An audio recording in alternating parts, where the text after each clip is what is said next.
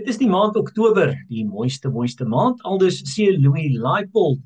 Wat egter nie so mooi is nie, is die onthullings die week deur die spesiale ondersoekeenheid van verskeie syndikaate wat belastingbetalers geld verdoesel het uit die Tembisa Hospitaal in Gauteng. Volgens die onthulling beloop die buit nagenoeg 2 miljard rand. Dis egter nog net die begin en net waarvan ons tans weet. Philip van Staden verteenwoordig die VF+ in die parlement en is ook die party se hoofwoordvoerder oor gesondheid en werp meer lig hierop. Philip, wat behels die tussentydse verslag van die SOE wat vrygestel is? Wel, Jaco, die tussentydse verslag het basies aangedui hoe diep die wet van onregmatighede, bedrieglike aktiwiteite, korrupsie wat deur amptenare en diensverskaffers gepleeg is, uitgelig word. Jy weet, dit is skrikwekkend om hiervan te verneem. Die 2 miljard rand kon gebruik geword het vir gesondheidsorg en dit is basies pasiënte ontneem van goeie gesondheidsorg in ons Gautengse hospitale. So dit is 'n web van kartelle wat na vore gebring word in hierdie verslag. Dis verskriklik om hierdie goed te lees. Jy weet daar die batebeslagleggingseenheid het reeds beslag gelê op voertuie soos Lamborghinis en Isuzu bakkies en jet skis en bote en al daai tipe van goed wat met hierdie geld aangekoop is.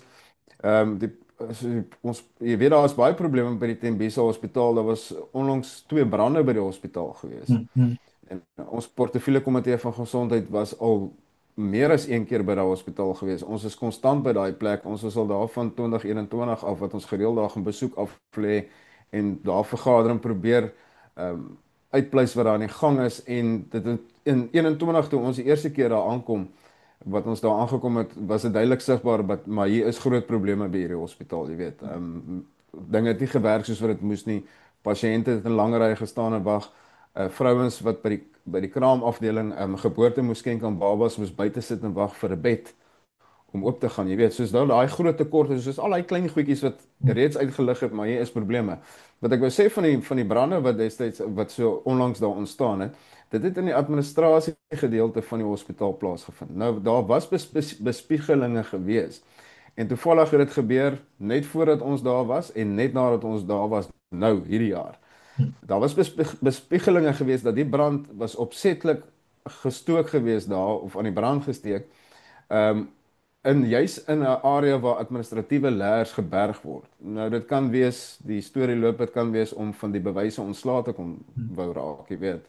Jy sal onthou dat Babita die Korren was 'n amptenaar by die hospitaal gewees. Sy het in 2021 ek dink 800 en iets miljoen rand se bedrog en korrupsie agtergekom. Hy is fout, sy het geweier om die betalings te doen en sy is koelbloedig vermoor. Juis oor hierdie tipe van bedrywighede. So dis 'n intensiewe web van korrupsie en bedrog en bedrieglike aktiwiteite wat daar aan die gang is en dit is verskriklik. Jy weet die 45 bladsye wat die spesiale ondersoekeenheid nou uitgereik het. As jy net dit lees, gaan jou hare rys en ek dink ons is nou maar net by die oortjie van die seekoe, jy weet, so. Philip, ons sien vanoggend in byvoorbeeld News24 dat hulle onthul het dat een van die tenderpreneurs wat by Tembisa betrek word, ook by onwettige bedrywighede in ander provinsies betrek word.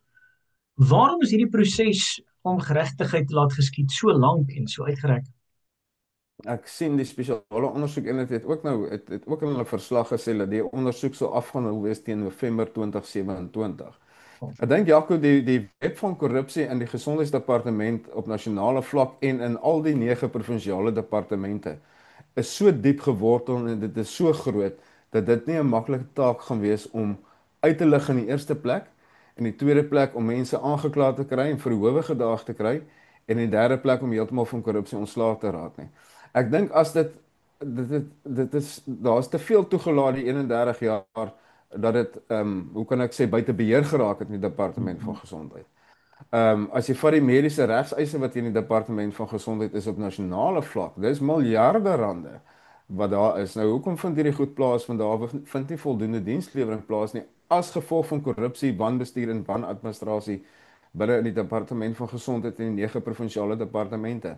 Ek dink as ons 'n behoorlike audit gaan doen op al 9 provinsiale departemente, as ook die nasionale departement van gesondheid gaan ons dalk dan eerste plek skrik en tweede plek besef hoe diep die web van korrupsie binne in die gesondheidsdepartement werklik is. Ek dink dis kartelle wat oralste betrokke is en dit gaan 'n lang periode vat om van hierdie goed ontslae te raak. Jy het nou genoem dat die spesiale ondersoekeenheid se ondersoek nog 2 jaar kan duur. Wat gebeur nou in die tussentyd? Wel die nadat die ondersoek afgehandel is, gaan die nasionale vervolgingsgesag voortgaan met hulle ondersoek en goed. Maar ek dink nie daar kan gewag word nie. Ek dink die tussentydse verslag wat nou uitgereik is van 45 bladsye. Ek het in die media vroeër die week ook aan die hand gedoen dat die nasionale vervolgingsgesag sal juis nou al met hulle ondersoek moet begin. Jy weet Jaco, in strafsaake werk dit gewoonlik so dat na 'n sekere tydperk vir jaar so 'n saak. En ons het gesien wat met Life is en met die nie tans gebeur het. Hm. Daardie ding het in 2016 losgebars van 144 mense oorlede is weens nalatigheid van die vorige LER van gesondheid in die provinsie, Kodani Mashlangu en haar amptenare. Daar was omboedsverhore gewees, daar was 'n geregtelike doodsondersoek in die Hooggeregshof in Pretoria gewees wat dit bevind het daar is rede dat sy vervolg moet word.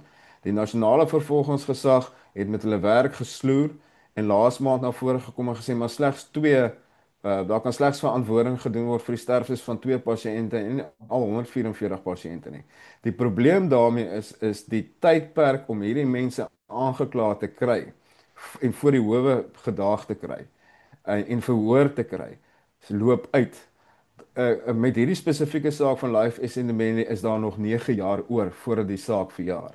So die nasionale vervolgingsgesag sal regtig met hierdie saak nou al moet begin met hulle ondersoek. Al is dit net gedeeltelik vir dit wat nou al deur die spesiale ondersoekeenheid afgehandel is, want ons kan nie bekostig dat sake teen korrupte amptenare, kartelle, mense wat in hoë posisies is en ek meen ons het in die media gelees vroeër die maand dat daar berigte is dat die persoon wat by van hierdie kartelle in Tembisa betrokke is, 'n naby familielid van die president van Suid-Afrika is. Nou president Ramaphosa het dit ontken, maar goed, dit sal seker nog in hierdie ondersoek verder uitkom.